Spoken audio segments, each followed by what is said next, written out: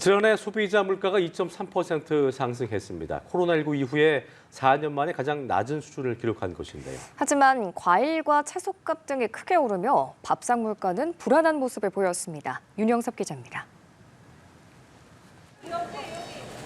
지난해 소비자 물가는 2.3% 상승했습니다.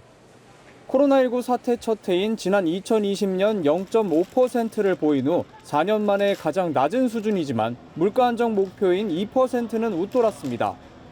과일과 채소 가격이 오르며 전체 물가를 끌어올렸습니다. 밥상 물가와 연관된 신선식품 지수는 1년 전보다 9.8% 상승했는데 2010년 이후 최고치입니다.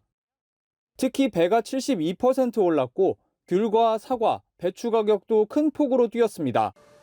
지난해 작황부진과 이상기후 여파로 급등한 겁니다. 석유류 가격은 1.1% 내리며 하락폭이 축소됐습니다. 국제유가 하락세가 둔화한 데다 유류세 인하 조치가 일부 환원된 데 따른 겁니다. 국제유가 영향으로 석유류 하락폭이 축소되고 농산물 상승폭은 확대되었으나 그 외에 개인 서비스, 전기가스, 수도, 가공식품 등 상승률이 둔화되어 문제는 올해 물가 경로입니다. 당초 예측했던 때와 비교해 환율 레벨이 40원 정도 올라 있기 때문에 석유류 가격에 영향을 주고 점차 수입 물가와 생산자 물가에도 반영될 전망입니다.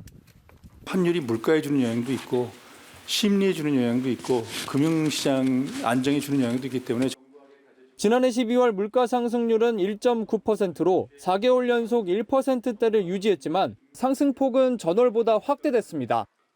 정부와 한은은 이번 달 물가 상승세가 지난해 12월보다도 소폭 높아질 수 있다고 내다봤습니다.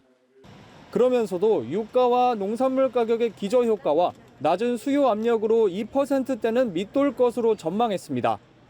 정부는 물가 안정 흐름을 이어가기 위해 오는 2월 말까지 유류세 인하 조치를 연장하며 농축수산물 할인 지원을 이어갈 계획입니다. 연합뉴스TV 윤영섭입니다.